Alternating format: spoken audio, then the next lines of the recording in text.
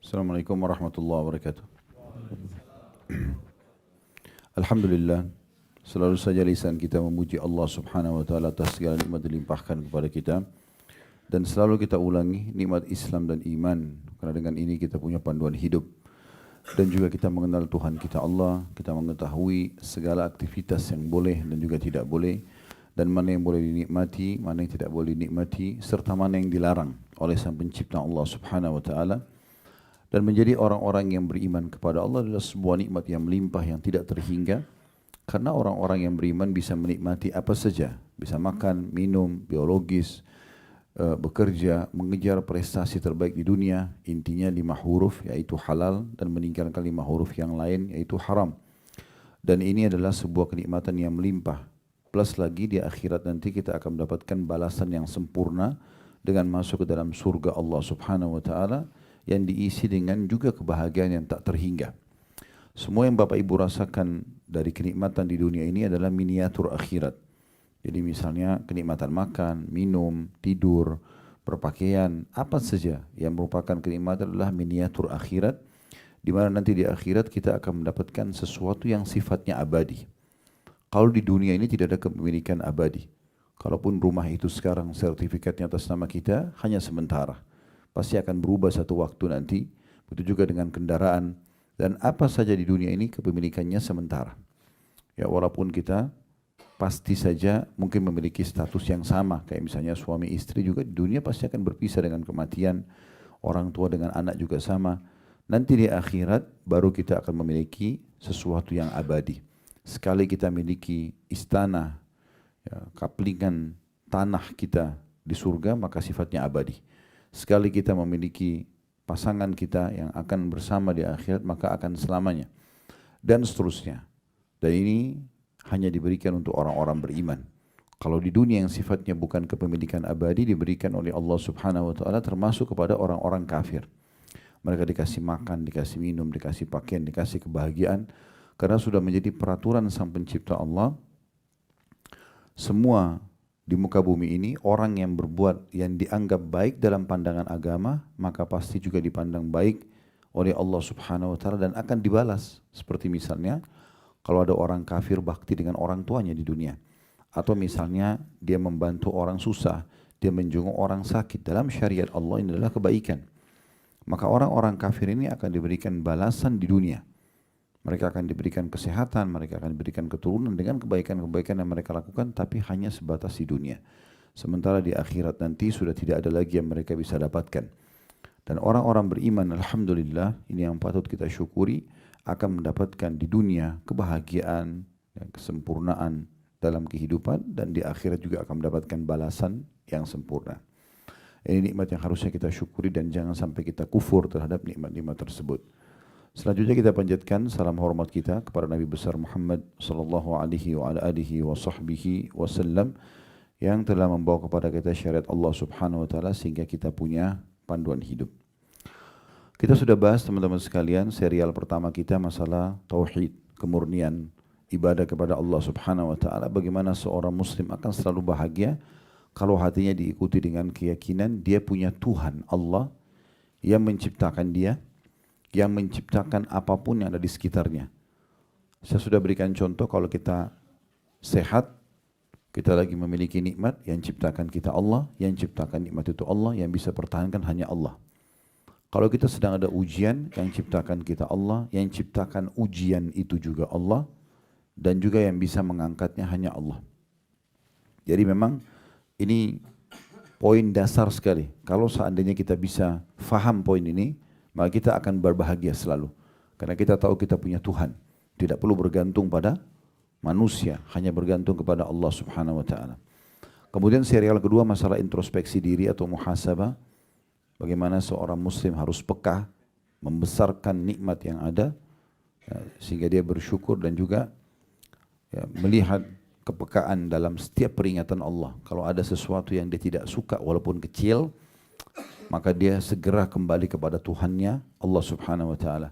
Kita juga sudah membahas serial ketiga masalah menuntut ilmu agama dan menjadikannya sebagai pegangan hidup.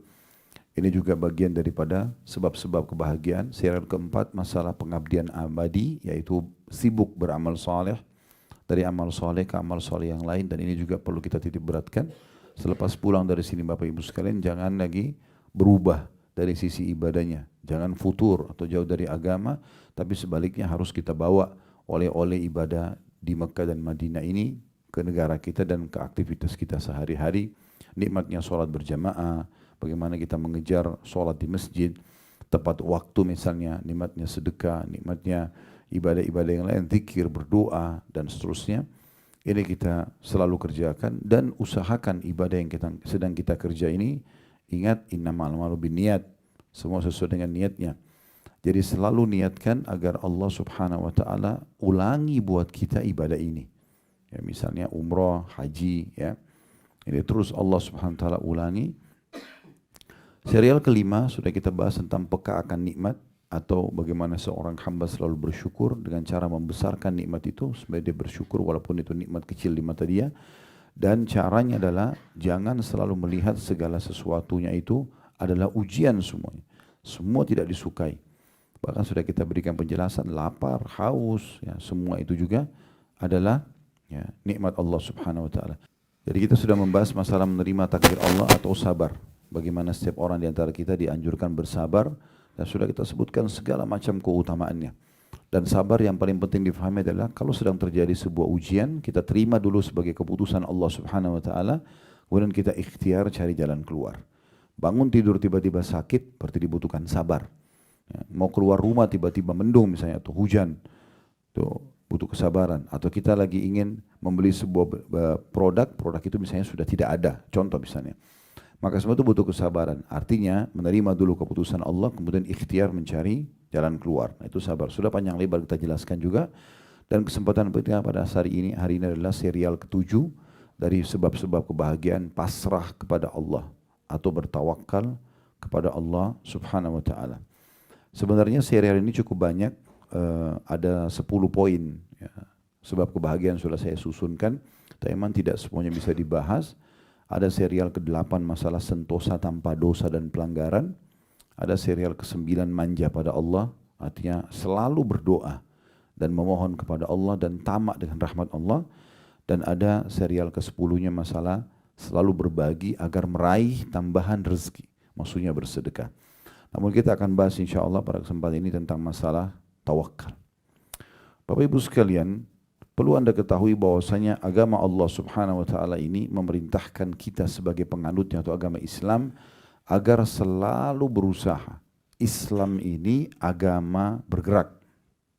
Islam paling membenci malas, ya, paling benci putus asa. Islam paling membenci orang dendam. Semuanya yang buruk-buruk itu tidak ada. Yang ada optimisme. Kita selalu bisa, kita selalu bergerak.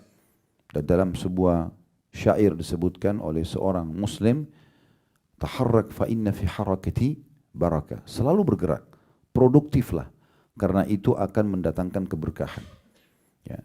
Nabi SAW selalu berlindung dari malas, tidak mau bergerak, tidak mau beraktivitas, ya, tidak mau produktif. Itu semua Nabi SAW berlindung kepadanya. Sampai beliau menjadikan doa khusus setiap kali mau salam membaca itu, ya. Wa'udzubika minal kasali wal jubn. Dan ya Allah, aku berlindung kepadamu dari sifat malas dan juga pengecut. Ya. Karena memang Islam adalah agama bergerak.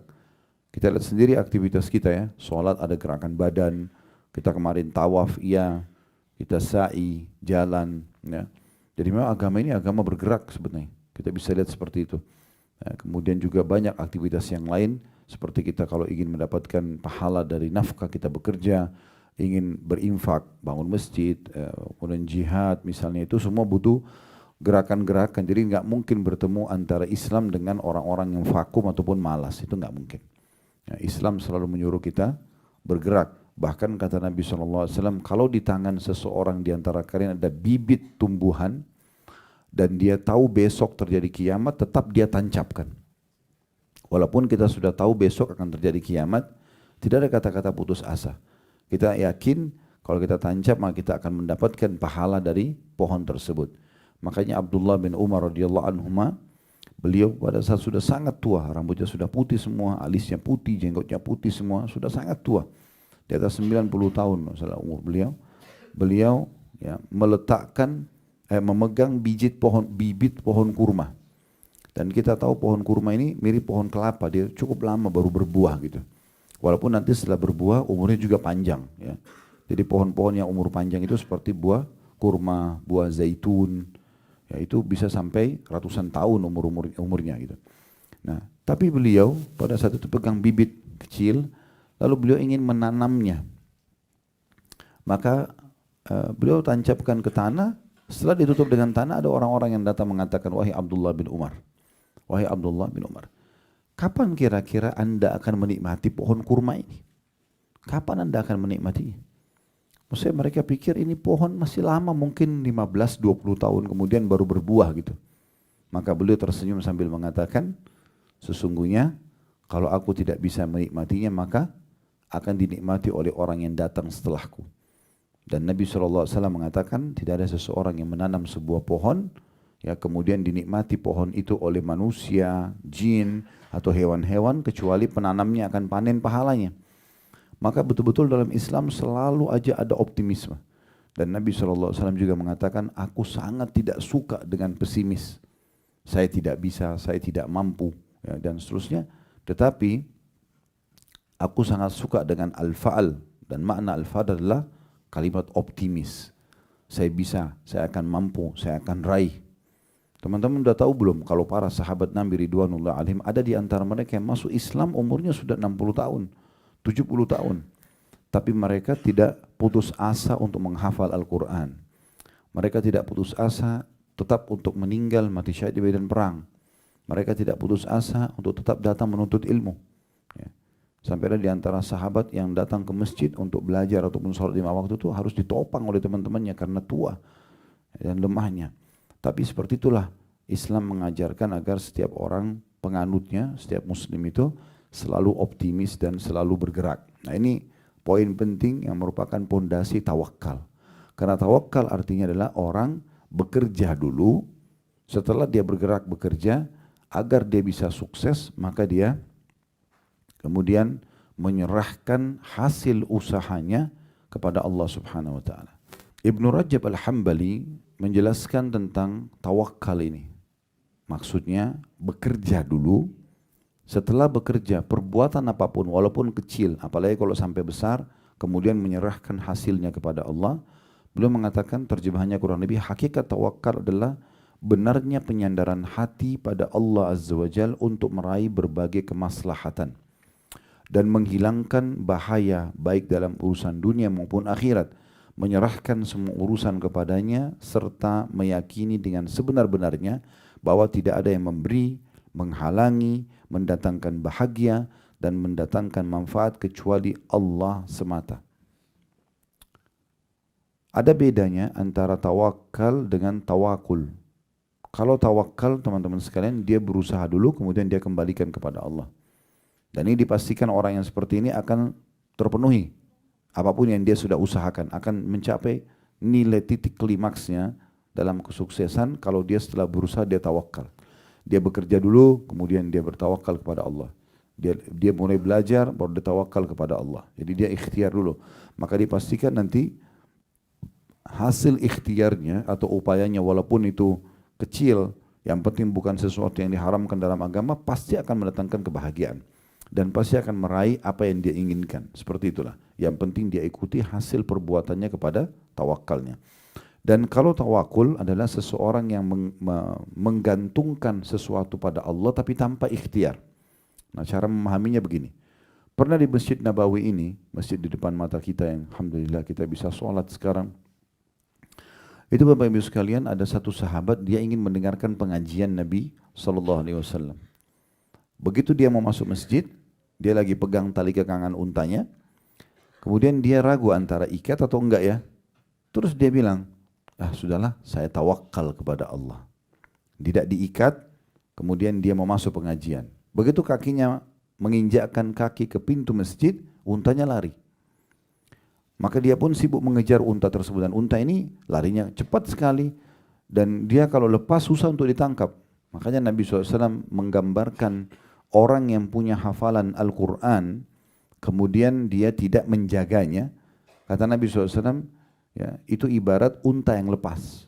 Susah sekali untuk ditangkap.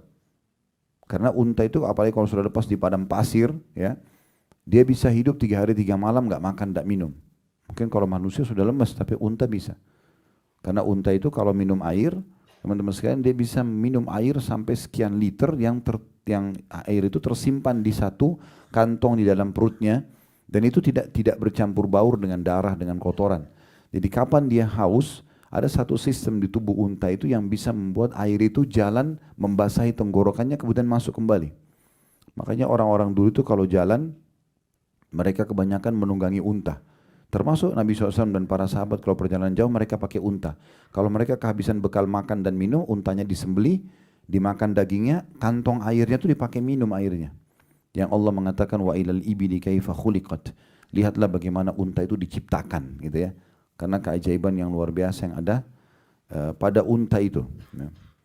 Baik teman-teman sekalian, sahabat ini mengatakan, saya bertawakal kepada Allah.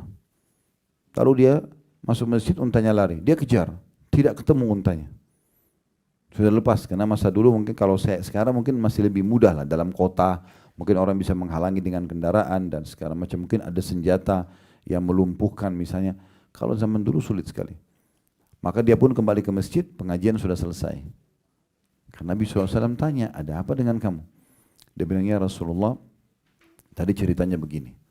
Kata Nabi SAW, keliru, iqilha wa tawakkal ala Allah. Ikat dulu untamu, baru bertawakal kepada Allah. Jadi harus ada ikhtiar dulu, baru serahkan kepada Allah.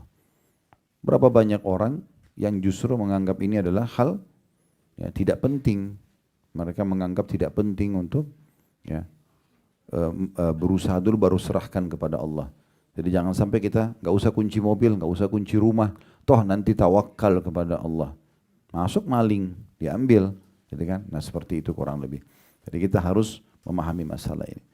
Tawakal kepada Allah ini memiliki banyak sekali keutamaan. Kalau teman-teman sudah berusaha, kemudian menyerahkan hasilnya kepada Allah dengan penuh keyakinan, selama itu baik Allah akan berikan kepada kita, atau kalau itu buruk Allah akan selamatkan kita dari mara bahayanya, maka kita akan mendapatkan poin pertama, rezeki dari Allah subhanahu wa ta'ala. Ya. Karena Allah menyebutkan dalam surah At-Talaq, surah nomor 65 ayat 3. Potongan ayatnya, وَمَنْ يَتَوَكَّلْ عَلَى اللَّهِ فَهُوَ حَسْبُهُ. Siapa yang bertawakal kepada Allah, maka Allah akan jadi pencukup baginya. Jadi ini pencukup ini, Ibnu Rajab mengatakan tawakal adalah seutama-utama sebab untuk mendapatkan rezeki. Karena memang Allah mengatakan fahuwa hasbu. Allah akan jadi pencukup baginya, maksudnya semua kebutuhan dia akan ya, dipenuhi oleh Allah subhanahu wa ta'ala. Ya, tentu surah At-Talaq ayat 3 ini sebelumnya itu Allah menyebutkan ya, wa may yattaqillaha yaj'al lahu makhraja. Siapa yang bertakwa kepada Allah, dia patuh kepada Allah, maka Allah akan berikan kepadanya jalan keluar dari permasalahan hidupnya. Lalu wa yarzuqhu min haitsu la yahtasib, dan Allah akan memberikan rezeki dari tempat tidak disangka-sangka kepadanya ya. Wa may yatawakkal 'ala Allah fa huwa hasbuh. Oleh karena itu kata Allah, siapa yang mengembalikan urusan hasil daripada perbuatannya kepada Allah, maka Allah akan jadi pencukup terhadap semua kebutuhan dia. Disebabkan karena tawakal inilah kita akan mendapatkan ya, kecukupan. Di dalam sebuah ya, riwayat, Nabi SAW mengatakan kepada seorang sahabat namanya Abi Dzar Al-Ghifari radhiyallahu anhu, berhubungan dengan tafsir surah At-Talaq ayat 3 tadi. Wa may yatawakkal 'ala Allahi fa huwa hasbuh. Siapa yang bertawakal kepada Allah, Allah jadi pencukup baginya. Kata beliau sallallahu alaihi wasallam, "Lau anna an-nasa kulluhum akhadhu biha lakafahattum ya, lakafathum." Kalau seandainya manusia itu mengambil nasihat ini, dia betul-betul berusaha dulu, tidak vakum, kemudian mereka menyerahkan hasilnya kepada Allah, niscaya pasti ayat ini akan mencukupi baginya, karena Allah telah menjanjikan ya, yaitu seandainya manusia betul-betul bertakwa kepada Allah dan bertawakal, maka sungguh segala urusan dunia dan agama mereka akan mereka dapatkan. Akan mereka dapatkan.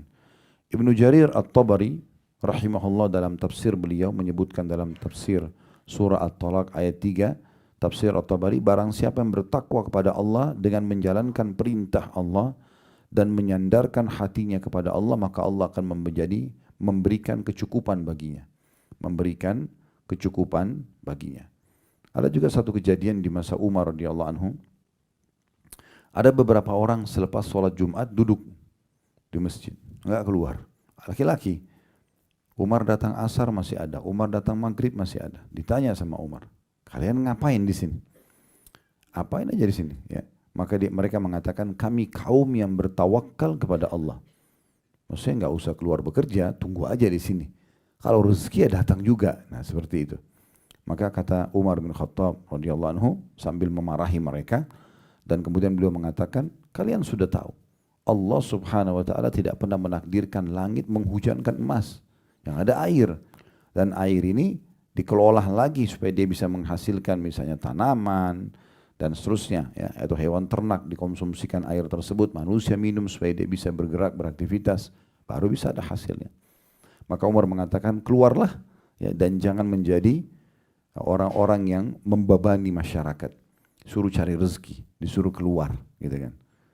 Al-Qurtubi rahimahullah menyebutkan tentang tafsir tadi yang kita bacakan surah At-Talaq ayat 3, barang siapa yang menyandarkan dirinya dan hasil usahanya kepada Allah, maka Allah akan berikan kecukupan pada urusannya. Asy-Syaukani ini juga salah satu, ya, ulama mengatakan barang siapa yang menyerahkan urusannya pada Allah, maka Allah akan berikan kecukupan akan semua kebutuhannya. Tapi ingat ya, ikhtiar dulu, kemudian serahkan hasilnya kepada Allah. Jangan pernah ikhtiar kemudian mengatakan kayaknya saya tidak akan dikasih sama Allah. Kayaknya doa saya tidak akan diterima. Maka akan diberikan sesuai dengan niatnya. Ya, harus kita menjalankan sunnah Nabi SAW. Berdoalah kalian, mohonlah kalian kepada Tuhan kalian dalam kondisi kalian sangat yakin diterima. Karena Allah tidak akan menerima doa dari hati yang lalai. Dari hati yang lalai. Oleh karena itu teman-teman sekalian kita harus paham tentang poin ini ya. Jangan tadi seperti orang-orang yang belum ikhtiar, kemudian mereka langsung mengatakan mereka bisa mendapatkan rezeki. Baik, bagaimana Ustadz memahami poin tentang rezeki yang bisa datang kepada seseorang, ya, walaupun dia tidak berikhtiar. Dengan memahami masalah tawakal. Di sini dirincikan oleh para ulama. Ada memang di antara rezeki yang Allah subhanahu wa ta'ala berikan tanpa upaya. Memang ada. Dan ini tidak ada urusannya sama tawakal. Karena memang Allah berikan dia semacam bonus. Seperti oksigen yang kita hirup, cahaya yang ditangkap oleh mata, telinga yang didengar, suara yang didengar oleh telinga misalnya, ucapan kata-kata yang terucapkan dari lisan kita misalnya. Semua itu kan memang tanpa upaya dari kita, tapi Allah kasih gitu kan. Memang ada begini aja, tidak ada hubungannya sama tawakal. Karena memang ini dasarnya tanpa upaya sudah bisa. Tapi yang berhubungan dengan harus ada upaya, seperti kita lapar misalnya. Tidak bisa kita bilang, ya Allah saya lapar, hilangkan lapar saya. Lalu hilang. Enggak, sistem yang Allah buat, kita cari makanan, kunyah dulu makanan itu, diproses di usus kita, kemudian laparnya hilang. Kita capek misalnya, Allah buat kita mengantuk, kita berikhtiar, bergerak untuk istirahat, kemudian baru hilang, dan seterusnya. Begitu juga dengan haus. Kita berdiri, kita mencari air misalnya, minum, kemudian baru ya haus tersebut hilang. Nah ini perlu difahami. Sehingga akhirnya selain daripada hal-hal yang sudah Allah tentukan tadi itu, ya memang butuh gerak, maka harus bergerak. Tidak boleh tidak. Namun jangan cuma sekedar bergerak ya. Kalau hanya sekedar bergerak lalu bangga dengan hal tersebut, tidak menyandarkannya kepada Allah, maka ini mirip nanti kasusnya Qarun. Qarun tadinya orang miskin dari kaum Nabi Musa. Allah SWT jelaskan dalam Al-Quran kalau Qarun adalah dari kaum Musa. Dia tadinya miskin sekali dan ahli ibadah. Dalam beberapa riwayat disebutkan. Tetapi yang terjadi adalah pada saat dia bertemu dengan Nabi Musa suatu waktu, lalu dia mengatakan, wahai Nabi Allah, mintalah kepada Allah agar dibukakan rezeki untukku. Nabi Musa AS pun berdoa, akhirnya dibukakan pintu rezeki. Dia jadi mahir untuk mengelola emas sampai akhirnya dia menjadi seorang pengusaha emas yang sukses. Tapi uniknya, setelah dia mendapatkan semua itu, dia malah kufur kepada Allah Subhanahu wa taala. Malah tidak mau keluarin zakat hartanya, malah dia bekerja sama dengan Fir'aun untuk mencelakakan Nabi Musa, sampai akhirnya Allah jadikan tanda-tanda kebesaran bagi Bani Israel ya, dan juga bagi Fir'aun. Allah tenggelamkan Qarun bersama dengan seluruh istananya dan harta-hartanya. Dan Nabi Musa alaihissalam mengatakan tidak akan pernah ada yang bisa mendapatkan harta Qarun itu. Indonesia biasa bilang harta karun ya. Nah itu sebenarnya namanya Qarun karena semua harta dia dan dirinya ditimbun oleh Allah Subhanahu wa taala di satu lokasi yang pada saat itu di daerah Mesir, tapi sampai hari kiamat tidak akan ada yang bisa mendapatkan harta simpanan Qarun itu. Karena Nabi Musa alaihissalam menjelaskan itu setelah dibinasakan sama Allah di depan mata Bani Israel, di depan Fir'aun, mereka tahu betul istananya Qarun sangat besar menyaingi istananya Fir'aun, hartanya banyak melimpah, pegawai-pegawainya banyak sampai digambarkan dalam Al-Quran untuk mengangkat kuncinya saja, kunci pembuka gudangnya butuh banyak laki-laki yang kuat-kuat saking banyaknya hartanya. Maka pada saat itu Allah binasakan dan waktu itu ada sebagian dari Bani Israel coba mau ngorek-ngorek karena tahu titik rumahnya di mana. Lalu lewatlah sebagian orang-orang beriman mengatakan Allah telah turunkan firman-Nya kepada Nabi-Nya Musa kalau harta itu tidak akan ditemukan selamanya sampai hari kiamat. Maka Allah jadikan sebagai tanda-tanda kebesaran karena dia tidak menyerahkan urusannya kepada Allah. Dia anggap itu semua kemampuan dia. Oh bapak sama ibu pintar ya, cerdas ya sampai profesor. Ya itu karena memang saya hebat. Nah ini berbahaya sekali. Mirip sama Qarun. Alhamdulillah Allah sedang amanahkan ini misalnya. Yani memang saya cuma coba ikhtiar, Allah yang memberkahi. Nah itu contohnya. Nah, ini perbedaan antara orang yang tawakal dengan orang tidak tawakal gitu. Ya, itu poinnya.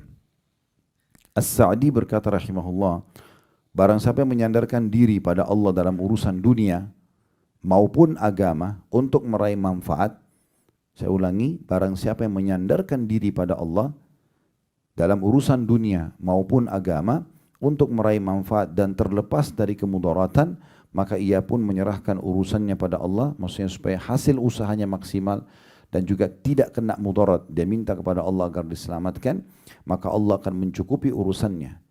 Jika urusan tersebut diserahkan pada Allah yang maha mencukupi atau Al-Ghani, diserahkan kepada Zat yang maha kuat atau Al-Qawi, diserahkan kepada Zat yang maha perkasa atau Al-Aziz, dan juga diserahkan kepada Zat Ar-Rahim yang maha pengasih, maka hasilnya pun akan baik dari cara-cara yang dia tidak sangka. Namun kadang hasil tersebut tidak datang saat itu juga dan diakhirkan sampai waktu yang paling tepat. Maka Maha Suci Allah yang lebih mengetahui kapan seorang hamba itu mengetahuinya atau kapan hamba itu akan mendapatkannya. Jadi kalau misalnya ada teman-teman sudah ikhtiar nih, kita berusaha buka usaha, kita berikhtiar untuk dapat anak, berikhtiar untuk mendapat pasangan, berikhtiar apa saja, kita sudah ikhtiar nih maksimal. Menurut kita begitu.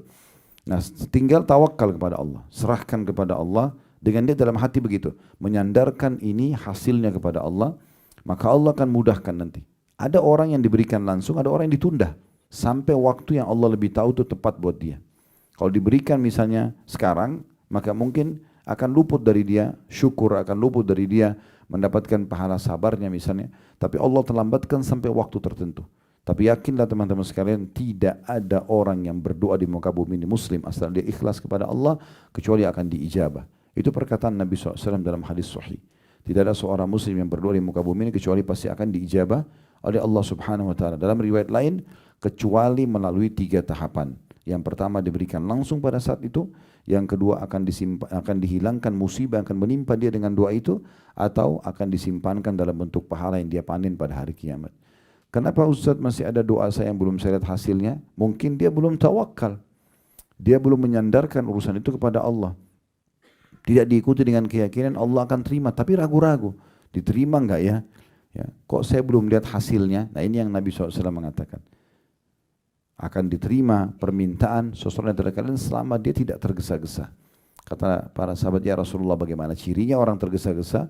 Kata Nabi SAW, dia mengatakan aku telah berdoa, belum lihat hasil, lalu dia berhenti berdoa. Sehingga akhirnya dia tidak jadi mendapatkan apa yang dia harapkan tersebut. Ya, jadi ini poin pertama, Allah akan berikan kepadanya rezeki dari tempat tidak disangka-sangka dengan bertawakal kepada Allah Subhanahu wa taala. Yang kedua yang didapatkan adalah, tentu juga ada sebuah riwayat sahih, riwayat Bukhari ya. Kata Nabi SAW, kalau kalian betul-betul bertawakal kepada Allah, niscaya Allah akan memberikan kepada kalian rezeki seperti ibarat seekor burung yang keluar pagi hari dalam kondisi lapar, pulang di sore hari dalam kondisi perutnya sudah kenyang. Dari mana rezekinya nggak tahu. Tapi burung-burung, hewan-hewan, semuanya miliaran makhluk di muka bumi ini yang punya denyut kehidupan, mereka diberikan rezeki oleh Allah SWT. Dari kecil sampai besar, dan berapa banyak nikmat Allah yang melimpah yang sudah kita nikmati dari makanan, dari minuman, dari pakaian dan segala macam hal yang mungkin kalau kita hitung tidak akan mungkin bisa mampu kita menulisnya atau menghitungnya karena terlalu banyak. Ya. Manusia mudah kufur nikmat, mudah melupakan nikmat Allah Subhanahu Wa Taala, maka akhirnya mereka tidak bisa menilai kebaikan Allah Subhanahu Wa Taala. Jadi kalau kita betul-betul bertawakal seperti seekor burung, maka akan diberikan oleh Allah Subhanahu Wa Taala. Saya berikan contoh yang lain. Pernah ada seorang salafus saleh dulu, dia keluar dari kebun kurmanya, kemudian dia melihat ya, di kebun kurma itu pekerjaan sangat banyak dan sangat letih dia, capek sekali. Maka dia pun keluar dari kebun kurmanya, sebelah kebun kebetulan ada sungai. Dia duduk di situ, kemudian dia melihat ke arah air tersebut sambil dia mengatakan, kalau seandainya Allah memberikan balasan maksimal dari usahaku hari ini, aku capek sekali. Sebagai rezekiku, dia minta agar Allah berikan hasilnya. Lalu Allah berikan pelajaran penting kepada dia. Apa pelajarannya? Tiba-tiba di depan matanya disebutkan dalam kisah ini, lewat sebatang pohon. Di atas batang pohon itu ada seekor burung bangau, matanya buta burung bangau itu, dan salah satu kakinya patah. Dia berada di atas satu dahan pohon. Di atas dahan pohon kakinya, dia cuma tertopang satu kakinya, matanya buta, dan di atas batang pohon kakinya satu patah, dan dahan pohon itu lagi jalan mengalir bersama air. Maka orang ini mengatakan, saya ingin tahu bagaimana Allah memberikan rezeki kepada burung bangau ini. Subhanallah, sementara dia lagi merenungi kejadian tersebut, Allah ingin menghiburnya dan memperlihatkan kepada dia sebuah pelajaran penting. Maka dari kejauhan ada satu burung elang terbang, kemudian mencengkram ikan dengan kukunya. Setelah itu dia terbang kembali. Pas burung elang itu terbang, lepas cengkeraman kakinya dari ikan yang dia pegang, cengkeraman kukunya ke ikan itu, dan ikan itu jatuh pas di depannya burung bangau yang ada di atas batang pohon tadi. Burung bangau ini hanya mencium bau ikan, kemudian menurunkan kepalanya lalu kemudian memakannya. Lalu dia mengatakan, Maha Suci Allah yang telah menentukan rezeki hamba-hambanya. Dalam kisah yang lain, Ibnu Qayyim rahimahullah juga pernah, beliau melihat ada seekor ular pada saat beliau ingin menuju ke satu tujuan, dan ada ular jalan di semak belukar, tapi kelihatan ular itu terlihat matanya semuanya putih. Ya. Matanya semuanya putih. Ya. Berarti ular itu buta. Maka kata Ibnu Qayyim rahimahullah, saya ingin lihat bagaimana Allah kasih rezeki kepada ular ini. Kemudian Ibnu Qayyim bilang, saya ikutin. Ular itu pelan-pelan di antara semak belukar, ular ini jalan terus sampai kesentuh badannya di satu dahan pohon, dia pun naik ke atas. Begitu dia naik ke atas, Ibnu Qayyim bilang, saya angkat kepala saya melihat ular ini mau kemana. Ada dahan pohon, ya. Kemudian ular itu naik ke atas, di sebelahnya rupanya di dahan pohon itu ada satu anak burung yang sedang membersihkan sayapnya, tidak sadar kalau di sebelahnya ada ular. Ular juga buta tidak melihatnya. Tapi begitu dia mencium bau burung tersebut, dia menyergapnya dan memakannya. Kata Ibnu Qayyim, Maha Suci Allah yang telah menentukan rezekinya burung ini. Ya. Dan ini sebuah hal yang luar biasa gitu. Kemudian teman-teman sekalian, yang kedua yang bisa kita dapatkan adalah seseorang kalau bertawakal selain mendapatkan rezeki, maka juga dia akan masuk surga tanpa hisab. Jadi ini keutamaan yang luar biasa. Orang kalau menyerahkan hasil usaha, berusaha dulu lalu dia sandarkan kepada Allah, diikuti dengan penuh keyakinan Allah akan memberikan apa yang dia harapkan, apa yang dia minta, baik dalam waktu dekat atau mungkin ditunda beberapa saat, dan dia jangan putus asa, terus dia kejar dan minta kepada Tuhannya, terus dia manja dan mohon kepada Tuhannya, maka Allah akan kasih. Puncaknya dia akan dibalas nanti masuk ke dalam surga. Sebagaimana hadits Ibnu Abbas radhiyallahu anhuma, beliau mengatakan bahwasanya Rasulullah SAW bersabda, "Yadkhulul jannata min ummati sab'una alfan bighairi hisab." Akan masuk surga dari umatku 70.000 tanpa dihisab. Ya semoga kita termasuk insya Allah ini. Tanpa dihisap maksudnya tidak perlu lagi ditimbang-timbang amalnya. Memang ada orang ini VIP. Ya. Insya Allah ada satu judul ceramah yang kami susun, jadilah VIP. Ya. Itu anti materi tablik akbar insya Allah. Tujuannya untuk membahas bagaimana setiap orang muslim harus jeli selama mereka hidup.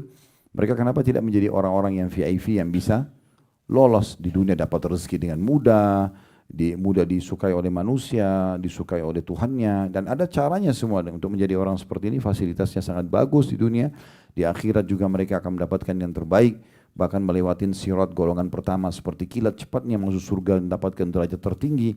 Semuanya bisa akan didapatkan. Kata Nabi SAW, akan ada 70.000 dari umatku, mereka masuk surga tanpa hisab dengan sangat mudah. Ini VIP ini.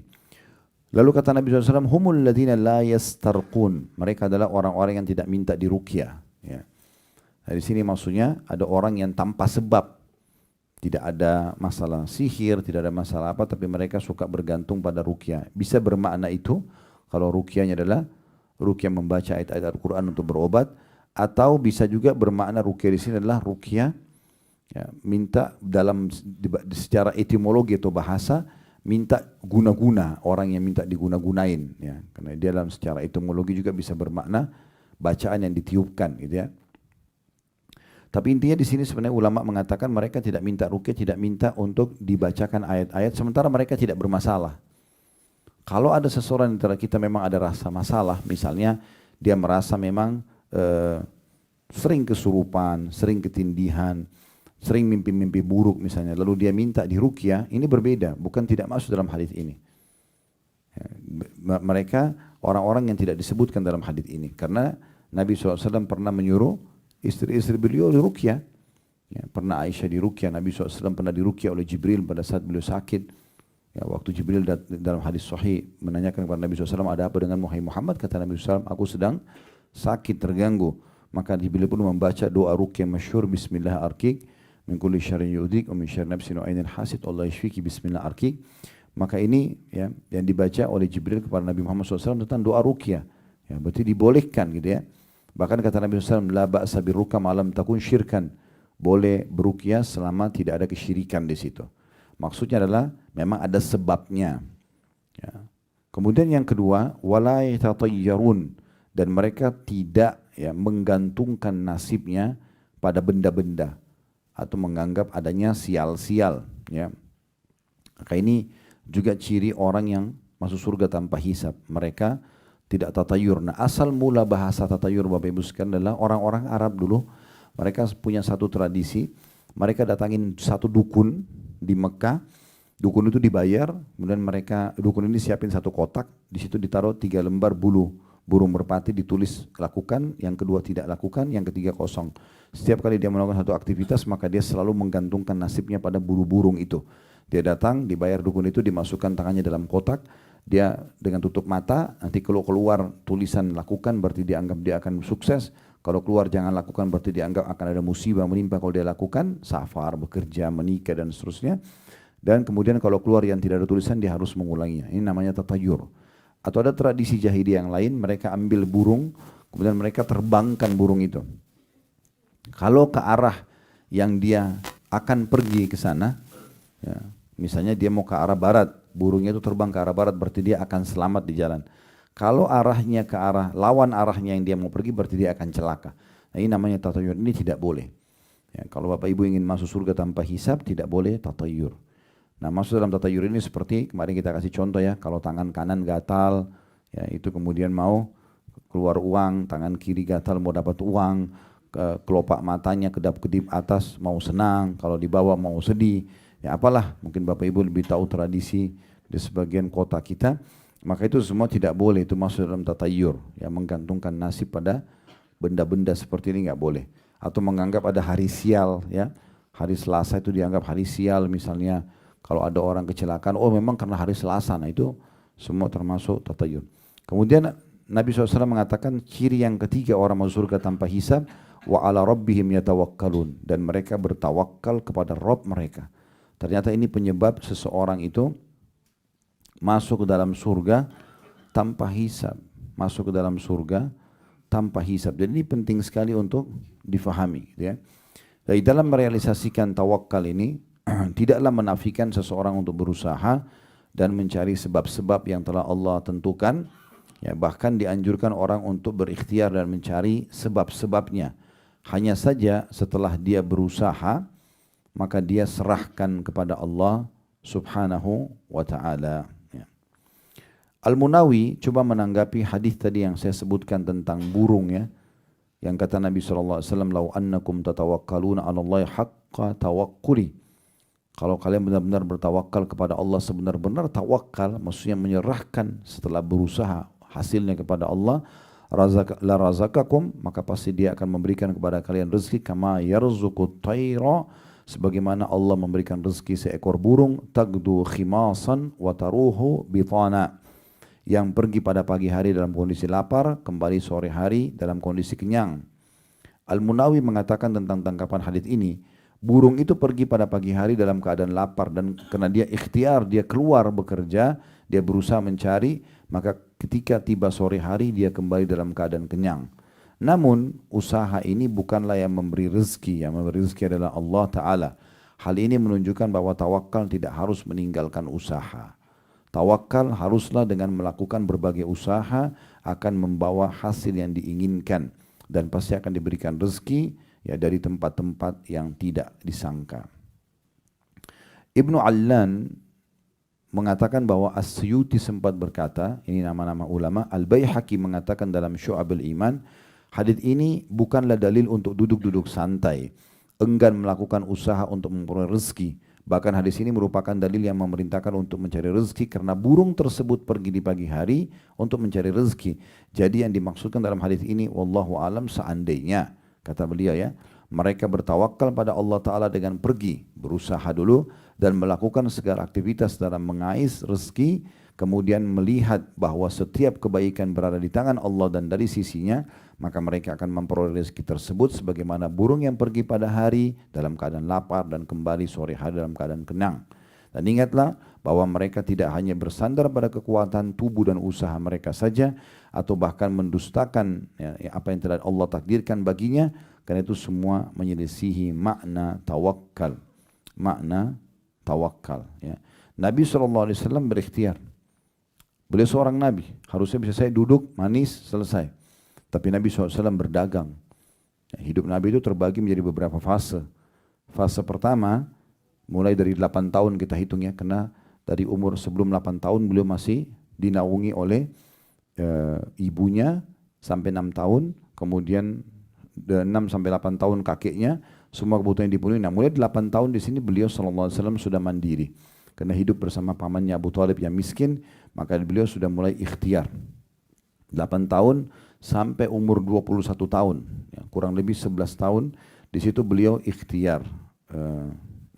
Ini 13 tahun.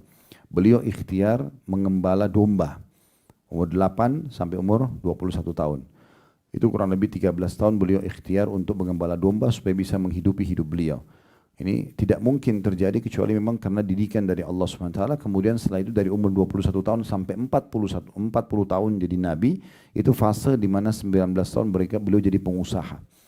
Dan menjadi pengusaha yang sukses. Setelah itu masa Nabi kenabian 40 tahun sampai meninggal 63 tahun, ini adalah gabungan semuanya. Beliau tetap berusaha, beliau tetap juga menjadi da'i, menjadi nabi, beliau juga menjadi seorang mujahid, dan terus memotivasi para sahabat untuk meraih semua prestasi-prestasi dunia dengan bertawakal kepada Allah Subhanahu wa Ta'ala. Juga Allah Subhanahu wa Ta'ala telah menjanjikan kepada Nabi-Nya SAW kemenangan di Khaybar, ya, kurang lebih 180 km dari sini ada benteng Yahudi, ada 9 benteng Yahudi yang ditaklukkan oleh Nabi SAW pembebasan di perang Khaybar itu. Waktu itu turun firman Allah SWT, sebelum ke Khaybar, Allah akan berikan kemenangan kepada Nabi SAW dan pasti menaklukkan 9 benteng itu. Pertanyaan sederhana, apakah Nabi SAW setelah menerima berita gembira ini, kemudian duduk manis, udah di Madinah aja, toh juga akan dapat kemenangan, Allah sudah janji? Tidak. Beliau bentuk pasukan, beliau membawa senjata terbaiknya, kuda terbaiknya, kemudian menuju ke Khaybar. Dan apa Bapak Ibu sudah tahu waktu tiba di Khaybar itu para sahabat teriak-teriak, Allahu Akbar, tuh lihat benteng Yahudi. Ini yang Allah janjikan. Kata Nabi SAW, jangan kalian teriak-teriak dalam memanggil Tuhan kalian, karena Allah tidak tuli. Cukup dengan suara biasa saja. Dan jangan berharap bertemu dengan musuh kalian, berharaplah musuh dengar kalian, mereka ketakutan. Ya, sehingga kalian sudah menang tanpa peperangan. Tapi kalau kalian harus berhadapan, maka kokohkanlah kaki kalian. Tapi Nabi SAW ikhtiar, dan Bapak Ibu perlu tahu, benteng pertama saja, benteng Naim namanya, atau benteng Naim. Benteng Naim ini dikepung oleh Nabi SAW 43 hari. Dan sementara pengepungan itu sempat ada masa kelaparan. Dan sempat kelingking beliau kena anak panah Yahudi. Padahal sudah dijanjikan kemenangan. Tapi Nabi SAW terus ikhtiar mengejar janji Allah itu. Tidak berhenti. Nah ini hakikat tawakal di situ. Jadi dia walaupun sudah dijanjikan misalnya orang muslim akan dikasih rezeki. Orang yang doa akan diterima. Beliau selain berusaha, beliau juga mengejar dan coba meraih apa yang sudah Allah janjikan itu. Dan begitu juga Allah menyebutkan dalam surah Al-Anfal tentang pentingnya setiap orang di antara kita mempersiapkan diri untuk berperang. Ya. Bukan berarti orang mukmin itu dijanjikan kemenangan oleh Allah.